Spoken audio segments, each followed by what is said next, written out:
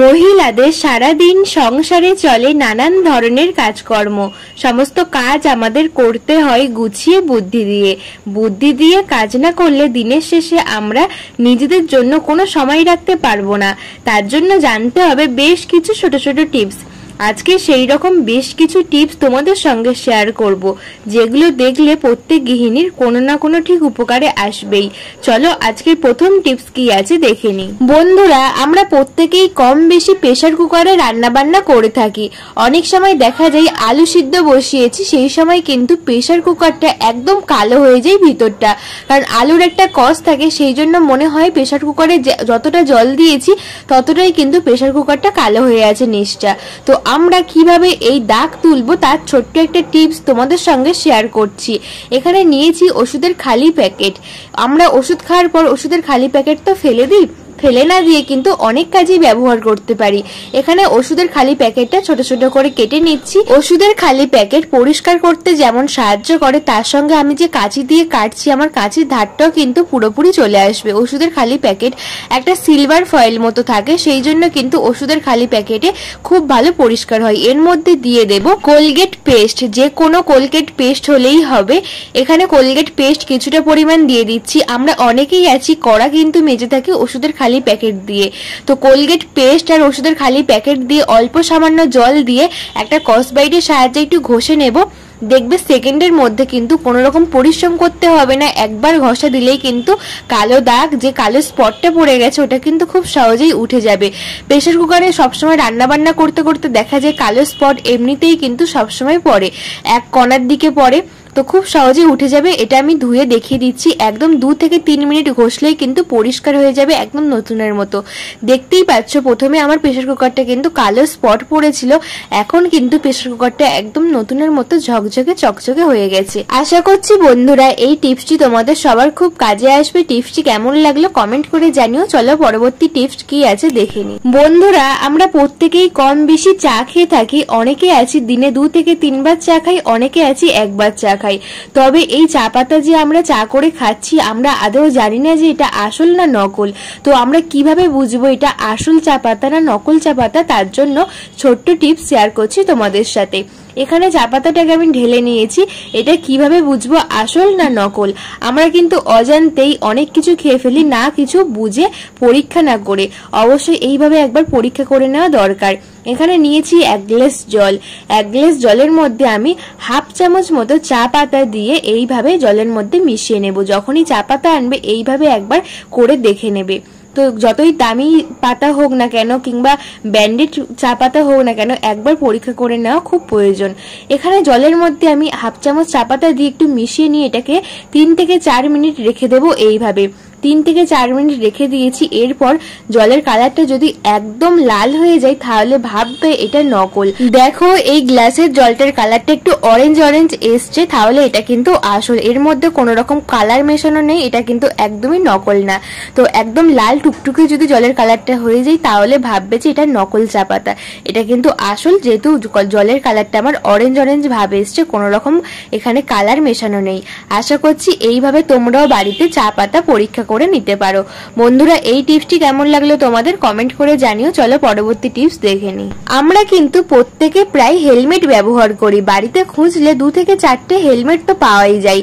তবে এই বর্ষাকালে এই সমস্যাটা সবার সাথেই হয়। দেখা যায় আমরা হেলমেট তো ব্যবহার করি, যখন বাইরে ঘাটে যাই পড়ে যাই, আর তখন কিন্তু হেলমেটটা আমাদের ভিজে যায়, কারণ বৃষ্টি হয়। আমরা তো আর হেলমেটটা খুলে রাস্তাঘাটে চলতে পারি না, তবে হেলমেটটা কিন্তু একদমই ভিজে যায়।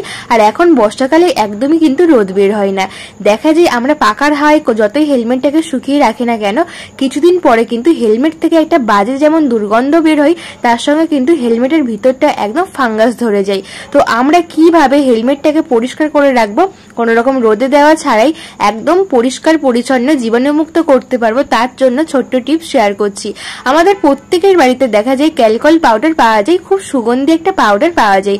তো এখানে আমি হেলমেটের মধ্যে একটা সুগন্ধি পাউডার দিয়ে দিয়ে দিচ্ছি একটু সুগন্ধি পাউডার দিয়ে ভালো করে হেলমেটের মধ্যে মিশিয়ে নেব। তাহলে কিন্তু খুব সহজেই এই যে বাজে একটা দুর্গন্ধ বেরোয় এটা কিন্তু চলে যাবে। আর হেলমেটে যে একটা ফাঙ্গাস ধরার ব্যাপারটা থাকতো সেটা কিন্তু আর হবে না, কোন রকম ফাঙ্গাস ধরবে না। আর হেলমেটে কিন্তু বাজে একটা গন্ধও বের হবে না। হেলমেটটা পরিষ্কার পরিচ্ছন্ন জীবাণুমুক্ত থাকবে। আশা করছি বন্ধুরা ছোট্ট আইডিয়া তোমাদের সবার খুব কাজে আসবে। পরের আইডিয়ায় চলে এলাম। এখানে আমি কিছু টুকরো কাপড় নিয়েছি। এই টুকরো কাপড়গুলো আমার কাছে ছিল কোনো কাজের না, তো চলো এটা দিয়ে কিন্তু খুব সুন্দর অর্গানাইজার তৈরি হবে। তোমাদের সত্যি এটা খুব পছন্দ হবে, প্রত্যেকটা মানুষের কিন্তু এটা পছন্দ হবে। তো দেখো আমি এই কাপড়টাকে হালকাভাবে ছিটে নিলাম। এরপর একটা কাপড় মাঝখানে বসাবো, এটাকে একটু মোটা করার জন্য, মজবুত করার জন্য। কাপড়টা বসিয়ে আমি দুদিক দিয়ে কেটে নিচ্ছি। উপরে একটা কাপড় আমি অ্যাড করব, যেহেতু মাঝখানে ওটা পড়বে, যাতে দেখতে সুন্দর লাগে। কেউ কিন্তু ধরতেও পারবে না যে এটা কিনে আনা না ঘরে বানানো। তোমরা দেখলে কিন্তু অবাক হয়ে যাবে যে এই ছেঁড়া টুকরো কাপড় দিয়ে যে এত সুন্দর জিনিস তৈরি হয়, তোমরা অবাক হয়ে যাবে। দেখো কেটে নিয়েছি, যে পাশের এক্সট্রা কাপড়টা ওটাও কেটে নেবো, কিন্তু মাথার দিকে আমি যে এই যে হাবিজাবি কাপড়টা কিন্তু কাটবো না। চলো সেলাই মেশিনে গিয়ে তোমাদেরকে দেখাচ্ছি। তোমরা কিন্তু হাতেও এটা খুব সুন্দর করতে পারো, আমার মাও কিন্তু এটা খুব সুন্দর হাতে করে, সবসময় দেখে আসি। তো চলো এটা আমি মেশিনে করে দেখাচ্ছি, তোমরা চাইলে হাতেও করতে পারো। তো একদিকে আমার সেলাই করা হয়ে গেছে, যে হাবিজাবি কাপড়টা ভিতরে ঢুকিয়ে দিয়েছি, উপর দিয়ে কিন্তু আমি এই কাপড়টাকে দিয়ে দিচ্ছি। উপর দিয়ে কাপড়টাকে দিয়ে মুড়ে এইভাবে কিন্তু সেলাই করে নিচ্ছি। তাহলে কি হবে, দুদিকে কভার হবে আর দেখতে কিন্তু অসাধারণ লাগবে। এবার কোনাকুনি ভাবে কিন্তু আমি সেলাই মেরে দিচ্ছি, তাহলে কিন্তু মজবুত হবে জিনিসটা, একদমই দেখতেও খুব সুন্দর লাগবে। লেসটা বানিয়েছিলাম, ওই লেসটা আমার কিছুটা বেঁচে গেছে, এর মধ্যে কিন্তু ধারে ধারে কুচি কুচি ফেলবো, দেখতে সুন্দর লাগবে, সেই কারণে আমি এই লেসটাকে নিয়ে নিয়েছি। এরপরে এই লেসটাকে কিন্তু আমি একটু মুড়ে সেলাই করে নিয়েছি ধার ধরে, তাহলে কিন্তু মজবুত হবে, ফিনিশিংটা খুব সুন্দর আসবে। দেখ কত সহজে কাজটা হয়ে যাবে। তোমরা যদি হাতে করো তাহলে দেখবে একটু হয়তো সময় লাগবে, তবে কিন্তু হাতে করলেও সুন্দর হবে।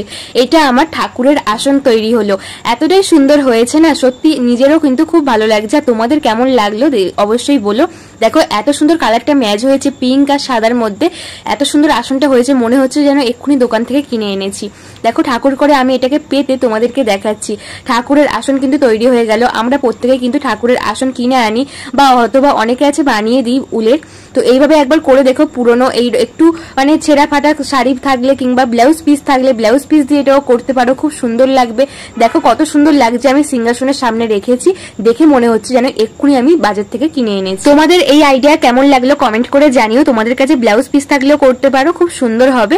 তো দেখো কত সহজেই কিন্তু আমি ঠাকুরের আসনটা বানিয়ে নিলাম। চলে এলাম পরের টিপসে। আমরা প্রত্যেকেই এই বর্ষাকালে ছাতা ব্যবহার করি। আমাদের বাড়িতে দেখা যায় 2-4টে ছাতা থাকেই, কারণ বর্ষাকালে তো আমাদের ছাতা প্রয়োজন। আগের বছরে ছাতা দেখা যায় এবছর নষ্ট হয়ে গেছে, আমরা ইউজ করতে চাই না, আবার নতুন ছাতা কিনে আনি। তবে ভাঙা ছাতা হোক বা ভালো ছাতা হোক, আজকের আইডিয়া তোমাদের সবার খুব উপকারে আসবে। চলো দেখে নি। আমাদের প্রত্যেকের বাড়িতে এমন জামা কাপড় থাকে, বিশেষ করে বাড়িতে যদি ছোট বাচ্চা থাকে, তাদের স্কুলের জামা, একদম নিউবর্ন বেবি থাকলে তাদেরও কিন্তু অসম্ভব জামা কাপড় হয়। আমরা এই বর্ষাকালে মেলতে পারি না, কারণ অসম্ভব পরিমাণে বৃষ্টি হয়, বাইরে রোদ ওঠে না। আমরা কিন্তু ঘরের এখানে ওখানে মেলি দড়ি টাঙিয়ে, তাও কিন্তু জামা কাপড় শুকনো হয় না। আমরা কি করব, একটা ছাতা ভাঙা হোক বা ভালো ছাতা হোক, এইভাবে একটা খাটিয়ে নেব। ছাতাটাকে খুলে নিয়েছি, এটা একটু বড় ছাতা, একটু বড় ছাতা নিলে খুব সুবিধা হবে, কারণ একটু বড় ছাতা হলে কিন্তু আমরা অনেক জামা কাপড় একসঙ্গে মেলতে পারবো আর খুব সহজেই শুকিয়ে যাবে। তো আমি ছাতাটাকে খুলে নিয়েছি। আমরা এটাকে যেখানে ইচ্ছে হ্যাং করতে পারবো, ঘরের মধ্যে, ব্যালকনির মধ্যে, আমাদের যেখানে প্রয়োজন, যেখানে আমরা একটু কম যাই সেই সব জায়গায় কিন্তু আমরা এটাকে হ্যাং করতে পারবো।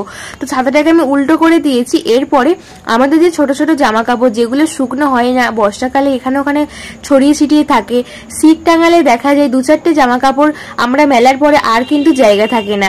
এইভাবে একটা ছাতা খাটিয়ে নিয়ে আমরা যদি জামা কাপড় মেলি, তাহলে দেখবে কম জায়গার মধ্যে আমরা যেমন জামা কাপড়টা মেলতে পারবো, আর একসঙ্গে কিন্তু 10 থেকে 12টাও জামা কাপড় আমরা শুকিয়ে নিতে পারবো।